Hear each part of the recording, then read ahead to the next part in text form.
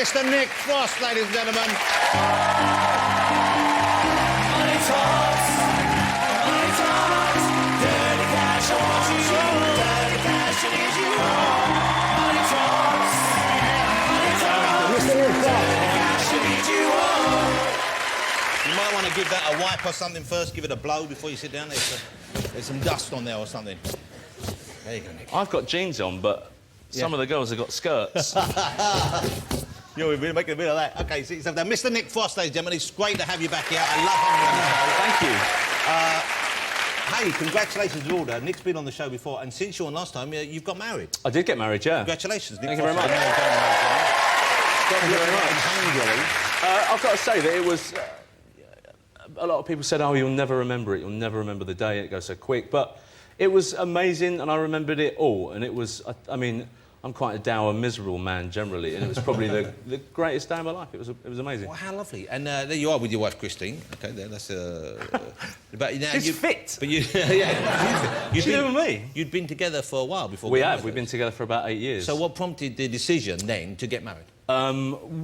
It was time. I'd asked her to marry me twice, and she kind of said... No, yeah, I suppose. but wasn't sure. So she said yes, but... But then we never got married. But hold it, how do you deal with that? If you say to someone, I want to get married, and they say... You drink a lot. Yeah, but...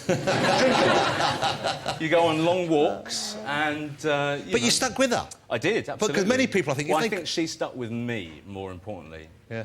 But it got to, like, February the 16th. I knew February the 29th was coming up, so I said to her, this is it. If you don't ask me, then we're done. So she kind of came in from work and just said, do you want to get married or what?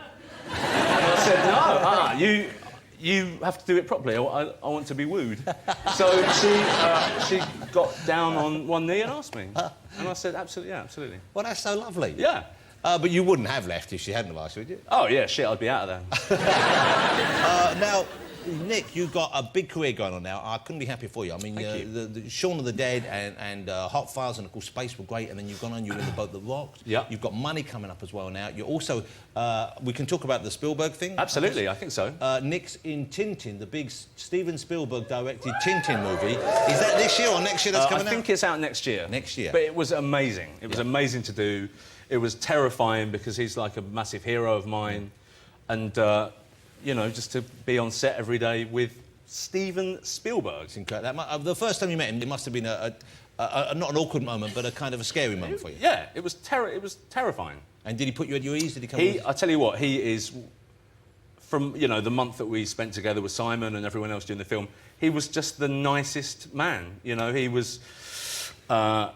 he loved to work. He loved to be on set, holding the camera, and if you did a good take, he'd run on and punch the air and say, that was great, that was great, that's in the movie. And if you did a bad take, how would he respond then? You would be murdered. Have you murdered? You're playing one of the Thompson twins, aren't you? I am, yeah. But you're not... It's kind of animated, isn't it? It's not... But it's not animation...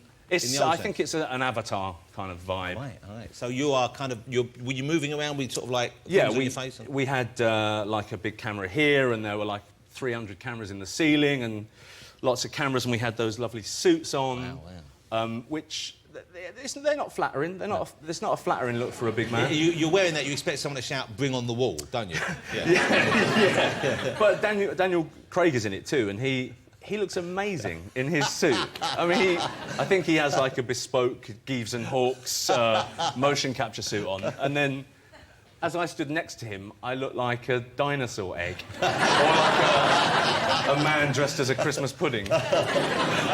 Hey, now, don't take this the wrong way, but in a way, I think it'd be fair to say you kind of stumbled into this. Am I right? I did, absolutely, Is that fair to say that? Yeah. You didn't really plan on being an actor? No, not at all. It was... you know, I hate when actors say, oh, I'm essentially quite a shy person, but I was quite a shy person. I was a waiter, and I was happy being a waiter. I was a very good waiter. And, you know, just happened upon Simon one day, and... And you were waiting his table? His girlfriend was a waitress at the time, and then I met him through her, and she split, and then we got one another in the settlement, which was great. Let me ask you about money, because Money's coming to the BBC. This was a big book in the 80s. I mean, most people I know read it in the 80s. I read it and loved it in the 80s. And at the time, I thought, someone's got to make this into a TV series, a film, and they didn't. Yeah. And now they're doing it now, and this is part of an 80s series. It is, yeah. think there's a show about Culture Club and another show about the royal wedding. They like doing that, like making a kind of an event out of it. Like Yeah. That. OK, so for you, going back to the 80s, were you fond of that period? Do you remember that period fondly? I guess you were pretty young back then. Well, I was 10 in 82. So you weren't driving, you weren't... Maybe you were smoking Yeah, a little bit, but not a lot. I was driving and smoking at 10. I'm from Essex. Essex. Yeah. Well, you know what? I'm not a person who looks back fondly at things. For me, that's something that television producers do to make us think, oh, wasn't that good? Weren't the 80s good? Yeah. But if there was no such thing as television, we wouldn't sit around thinking, 30 years ago was good, wasn't it? It's just a way to make television. I'm shooting myself in the foot because I've obviously made a piece of 80s television, but you know what I mean? But everyone's admiring your honesty and now thinking maybe I'll watch that just to see whether he's right Yeah. and the 80s weren't anywhere near as good as they're Well, I think, you know, time's gone by, they're always romanticised because that's the way we should look at them. But Spangles were nice, weren't they? But Spangles weren't nice. Spangles were awful. Now we live in a world where there's Kit Kat senses. You know, that was the stuff of a madman's dream in 1982. Yeah. We've got so much more than we know what to do with. Yeah, why would we be looking back? Yeah. You've got another thing lined up with Mr. Pegg. You've been writing... Yeah. What's Paul? No, we've shot it. It's You've done. filmed it already? It's coming out next year. What is it? It's called Paul, and it's a story of two comic book geeks who go to America on a road trip, and while they're there, they witness a car crash. They get out to help, and inside is an alien. Fantastic. A proper alien. You mean a space alien or an illegal immigrant? No, I mean A space... an illegal immigrant. Because these... A space alien. That's a hot issue these days. It is a hot issue. So it's a proper alien. Is the alien alive? Would that be spoiling if you told us that or not? He's alive and kicking, yeah. So don't spoil us for... No, I'm not going to spoil anything. And then the three of them go on a road trip. That's fantastic. So it's like Little Miss Sunshine, but with an alien. It sounds like... Now, after the event, it sounds like the most obvious idea in the world. You can't believe no one did this before. I know. Do you believe in aliens? I think the universe is probably big enough that there are other things there, but I'm with Hawking that I think we should probably be a bit quiet. So if they came knocking, you think they'd be after something? They wouldn't be coming as No, famous, I think they would drain us of our fluid.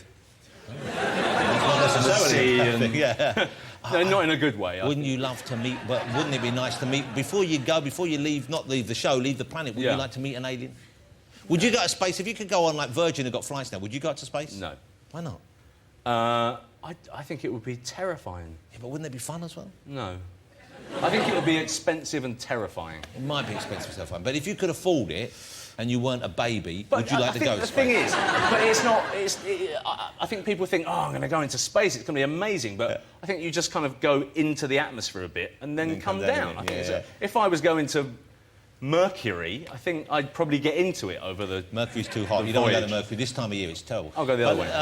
Hey, Nick, it's great to see you again. Thank you so much for joining us on the show. I'm so pleased for you, and I'm so thrilled that it's all going so well for you, because I think you're great on screen, and be working with Spielberg and still working with Pegg. What a great thing. Just working hard. I'm writing a film at the moment about a British wrestler, and hopefully we'll be making that next year as well. Because you've got a good build for wrestling. I do have a good build. Yeah, I wouldn't want to have to take you on in the ring. I'd like it. I'd like a little grapple. We're going to play tennis, right? We are going to play tennis, and afterwards we'll wrestle in front of the fire. All right, and then we can go into space. Yeah. Ladies and gentlemen, Mr. Nick Frost. Thank you. Nick Frost, ladies and gentlemen.